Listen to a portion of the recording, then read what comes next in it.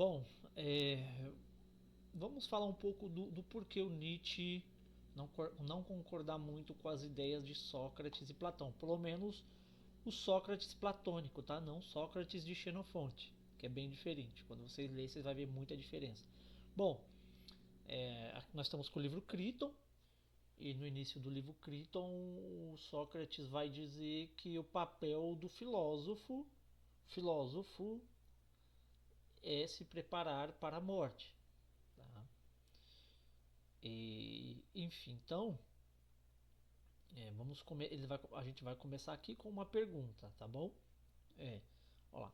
Não significa, prosseguiu Sócrates, a separação da alma e do corpo, de maneira que o corpo permaneça isolado de si mesmo de um lado e a alma em si mesma de outro? Não é isso por acaso que se chama morte? Isso mesmo, respondeu Símias. Ou seja, aqui a separação entre alma e corpo significa morte. Que morreu, beleza, tá bem entendido, não tem outra interpretação, beleza. Sócrates continua: Vê bem, meu caro amigo, você pensas igual a mim, porque disso obteremos grandes luzes para o que procuramos. Aí, ó, Sócrates vai perguntar: Parece-te próprio de um filósofo procurar prazer, como comer e beber? Não, respondeu Símias. E os prazeres do amor? Tão poucos prazeres do amor. Tá? E aí, isso aqui vai permear um pouco esse discurso entre alma e corpo. Tá? O prazer do comer e beber e o prazer do amor. Algumas traduções aqui tá sensualidade.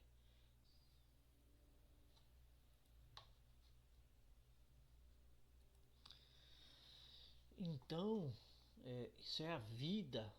Comer, beber, descansar, trabalhar, ter amigos, ter uma esposa. E aliás, se você for olhar na Bíblia, isso é dom de Deus. Comer, beber, ter saúde, dormir bem, acordar bem, isso é dom de Deus. É, outra coisa também que está na Bíblia é alegria e paz no espírito. Né? Então você tem, então você tem o Nietzsche, que eu considero um ateu e anticristão, mas Nietzsche olhava para a vida, queria viver, queria sentir o sabor das coisas, o cheiro, o toque. Né? E aí Nietzsche vai dizer que Sócrates e Platão negam tudo isso. Né? Ó, quando você separa alma e corpo, e aí você fica só nessa de alimentar só a alma, mas esquece que tem uma vida, que tem que cuidar do corpo, tá? Tem que comer, beber, experimentar uma torta de morango, conversar com as pessoas na rua, igual Sócrates fazia na Ágora, tomar um sol. Então é isso, tá? Então Nietzsche queria vida, né? E o que Cristo fala? Vou te dar vida em abundância, né? E aí por causa disso que Nietzsche vai criticar Sócrates,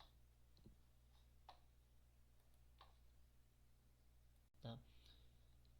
E aí Nietzsche ele vai criticar muito isso. Ele vai falar: peraí, você tem instinto, você tem um corpo real que precisa se saciar. Você não precisa renunciar à comida, andar apático por causa de comida. Você tem que comer. O que vai dar força é você comer bem. Tá? Inclusive, essa questão do prazer e comer, Sócrates lá no Xenofonte é mais moderado. Tá? E a questão do amor aqui, da sensualidade, Nietzsche é muito a favor disso. Tá? Então, essa é a crítica. Tá? Que Sócrates vai começar a criar aqui uma filosofia meio que meio que moral ali, mas eu não acho que isso aqui seja moralidade, tá? Eu na minha visão, tá? Moralidade para mim é outra coisa. Então vamos lá. E os demais prazeres físicos, que os procuram, que os têm grande em conta, como por exemplo roupas bonitas, calçados e adornos, crê que não os aprecia e despreza apenas quando a necessidade não obriga a usá-lo? Parece Que um verdadeiro filósofo pode simplesmente desprezar os prazeres aqui, ó, de calçados, adornos, tá? É,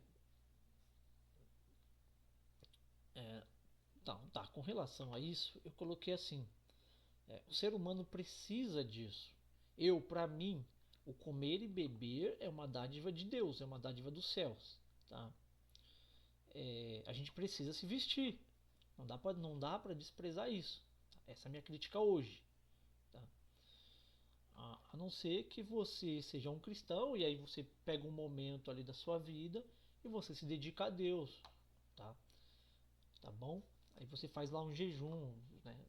Tem gente que faz jejum, né, de acordo com o que ele põe na cabeça dele, tá? Aí parece-te, portanto, replicou Sócrates, que os desejos de um filósofo não têm por objeto o corpo, que ao contrário trabalha para afastar-se dele dentro do possível, a fim de se ocupar apenas da alma. De novo, a questão do corpo e da alma, aqui já começa a fazer a separação. Ele fala assim que o filósofo não tem por que cuidar do corpo, é o que eu entendi, tá? Não tem por que se preocupar com o corpo. Só que lá no Xenofonte o Sócrates fala que o cara tem que trabalhar para ter um corpo físico forte. Esse é o problema, tá? Mas aqui em Platão, esse Sócrates de Platão, o Nietzsche vai criticar isso, tá? Vai falar, peraí, por que tem que ter essa divisão alma e corpo? Alma e corpo tem que estar junto, tem que andar junto. Tanto é que o Nietzsche vai falar do super-homem, que o super-homem é um valor moral que é de dentro do que é da alma do super-homem, que é da alma do homem, pelo que eu entendi lá do super-homem. Então essa é a crítica. Tá vendo? Ó? O filósofo não pode cuidar do corpo, tem que se preocupar só com a sua alma. E Nietzsche vai criticar isso, mas como? Na minha visão, tá? Se você come bem, vive bem, você se diverte, você sai, você tem a sua alma tranquila, tá? Beleza. Assim, de todas essas coisas que acabamos de falar de Sócrates, é evidente que o trabalho do filósofo consiste em se ocupar mais particularmente que os demais homens em afastar sua alma do contato com o corpo. De novo, ó. Tá vendo? Ó? O que ele disse aqui, tá dizendo aqui, aqui e tá reafirmando aqui, tá? A separação da alma e do corpo. E Nietzsche vai dizer que praticamente essa foi a filosofia do Ocidente, tá? E aí, né? E aí quando você vai ler as cartas paulinas, né, se você interpreta errado, você vai dizer que é a mesma coisa, mas não é. Tá?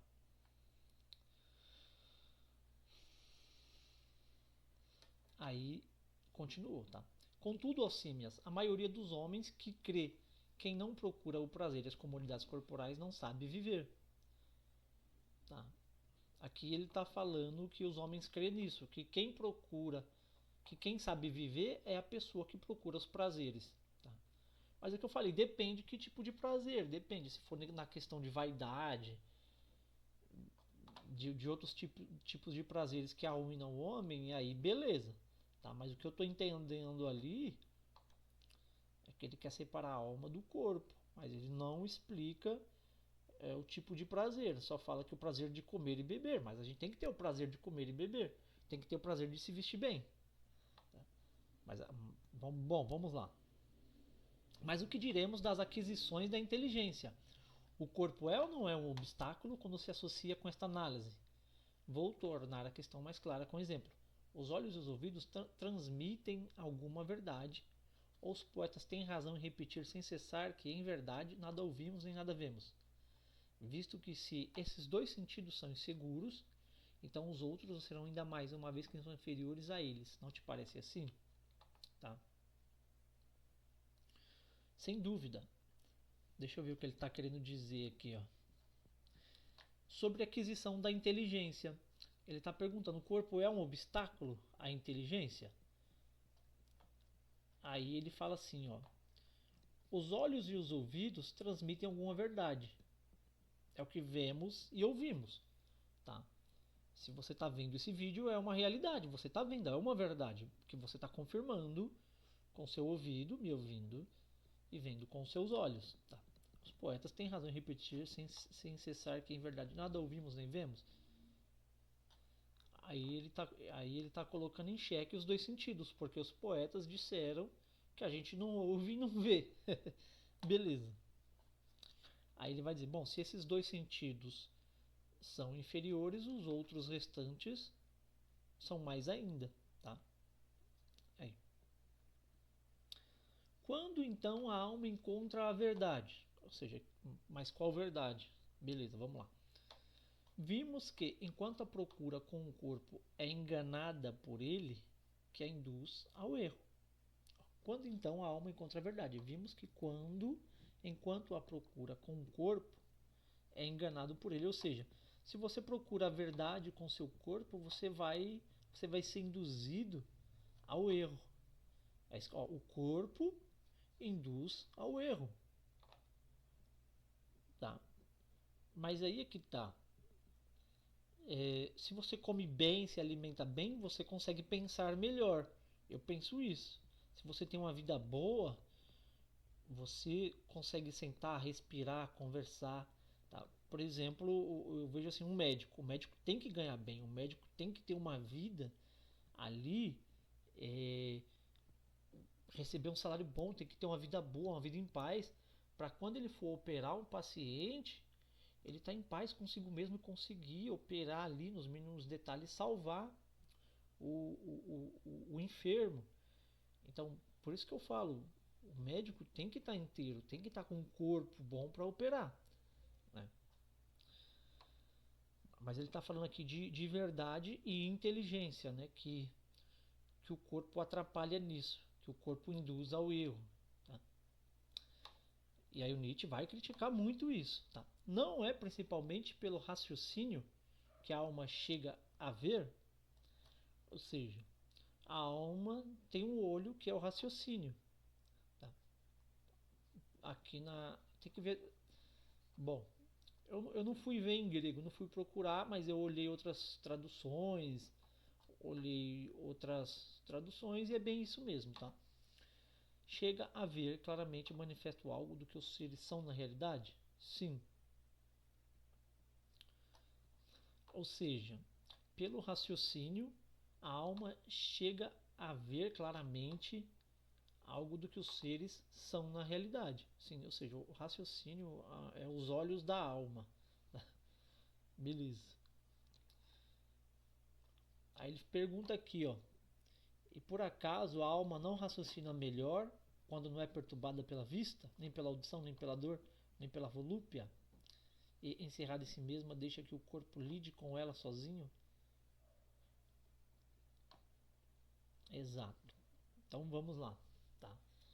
Então ele vem falando aqui da alma e do corpo, que o corpo atrapalha a alma. Bom, eu meio que discordo. Tá?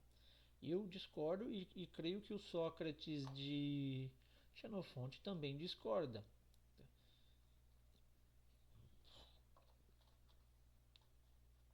Assim creio. Vamos lá. Agora vamos lá. 126.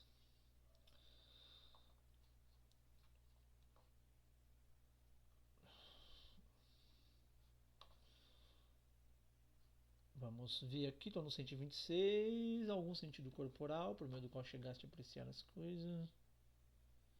Vamos lá. Então, ó.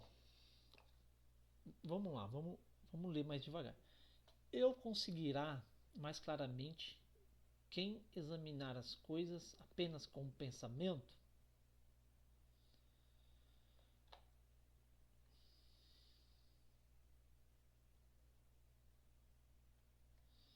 Ó,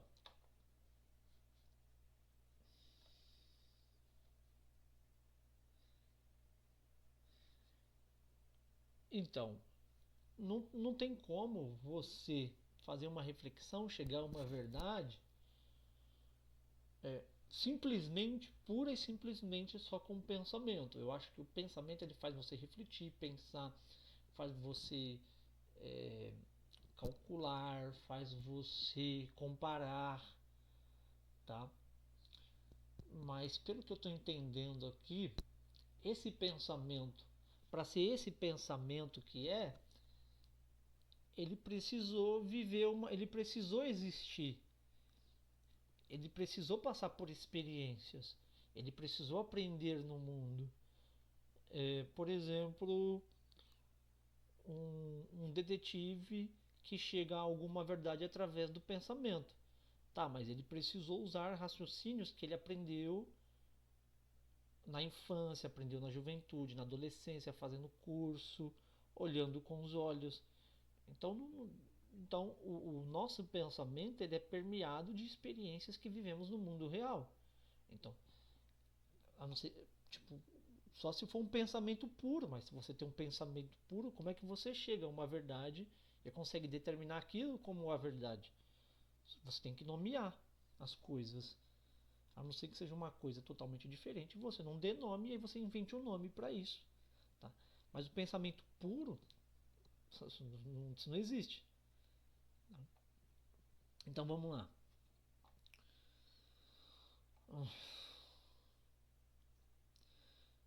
Beleza. Vamos lá.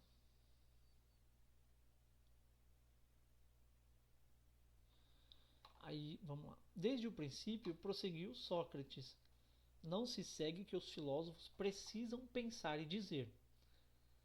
A razão deve seguir apenas um caminho em suas investigações, enquanto tivermos corpo e alma, enquanto tivermos corpo, e nossa alma estiver absorvida nessa corrupção, jamais possuiremos o objeto de nosso desejo.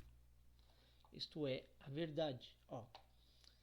Enquanto estivermos corpo e alma, enquanto estivermos corpo e nossa alma estiver absorvida nessa corrupção, jamais possuiremos objeto de nosso desejo, isto é, a verdade.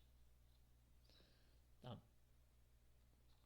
Enquanto tivermos corpo e a nossa alma estiver absorvida nessa corrupção, jamais possuiremos objeto de nossos desejos, isto é, a verdade. E aí começa a busca pela verdade. Eu não lembro se essa busca pela verdade começou com os pré-socráticos, mas isso parece que vai permear muito a filosofia, até os filósofos contemporâneos e modernos, na busca pela verdade. O Nietzsche ele vai criticar, ele vai falar, tá, por que não buscar aí em verdade? Por que a verdade? Essa questão aqui da verdade, Nietzsche ele tá no começo da obra Para Além do Bem e do Mal, ele fala disso. Tá? Por quê? Por que eu tenho que buscar a verdade? Por que não a inverdade? Porque os filósofos sempre estão em busca dessa. O que é a verdade? Né? Porque o corpo nos oferece 1000 obstáculos pela necessidade que temos de sustentá-lo, e as enfermidades perturbam nossas investigações.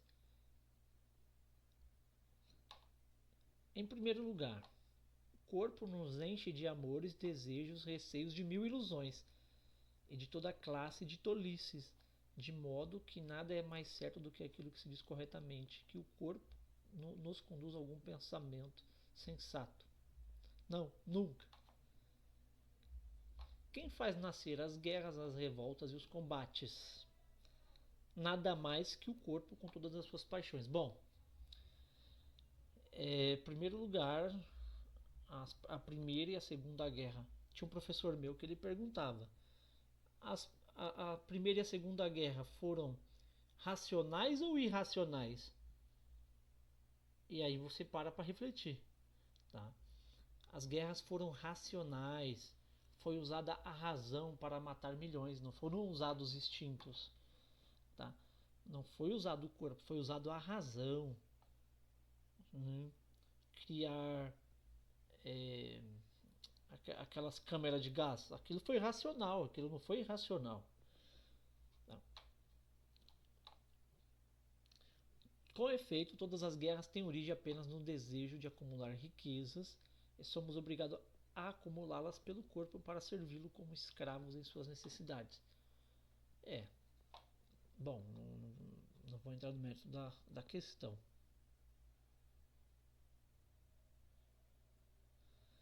Então, né, vamos terminar aqui. Aqui é só mais para mostrar mesmo o porquê que o Nietzsche ele é muito contra o Platão e Sócrates. Por essa questão. E aí você vai ler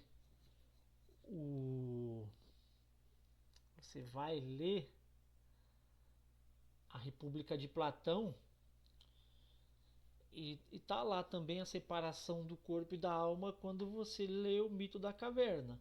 Apesar de ter várias interpretações, mas tem lá essa separação entre o mundo das ideias e o mundo sensível, que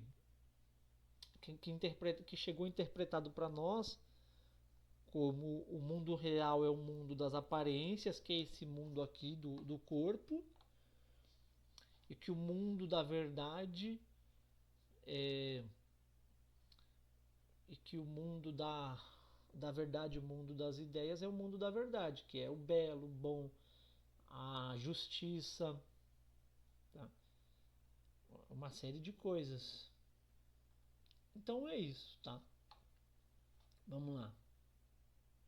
Aí mais uma frase aqui, ó. E a própria razão o afirma, já que é impossível conhecer alguma coisa de forma pura enquanto estamos no corpo, tá? Aí mais aqui embaixo, ó. Enquanto estivermos nesta vida, não nos aproximaremos da verdade, a não ser afastando-nos do corpo e tendo relação com ele apenas o estritamente necessário, sem deixar que nos atinja com a sua corrupção natural, conservando-nos puros de todas as suas imundícies, até que o Deus venha nos libertar. Não, aqui ele está sendo até um pouco religioso e está até falando aqui a questão do pós-morte, né? Que o Deus que vai vir libertar ele é quando vem separar a alma do corpo. Porém, quando você lê o Criton, vai ter castigo para aqueles que fazem mal e vai ter solicitude para aqueles que praticaram o bem. Tá? Bom, deixa eu ver se tem mais alguma coisa. Bom, é isso. Né? Esse é um dos motivos por qual Nietzsche vai pegar pesado com Platão e com Sócrates. Essa questão da separação da alma e do corpo. Não no pós-morte. Ele vai dizer que nós temos que ele vai dizer que a alma ela é uma coisa, o corpo é outra, as duas têm que estar separadas.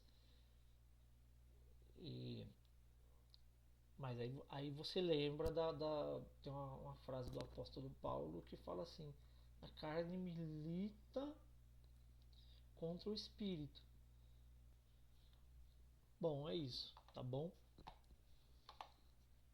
É por causa disso que Nietzsche está criticando muito o Sócrates, tá? Por causa dessa questão do corpo, de negar os prazeres de comer, beber, de se vestir bem, os prazeres do amor, tá? E principalmente por dividir alma e corpo, sendo que era para estar juntos os dois. E aí é isso que vai permear a filosofia ocidental e também essa busca pela verdade. Então é isso.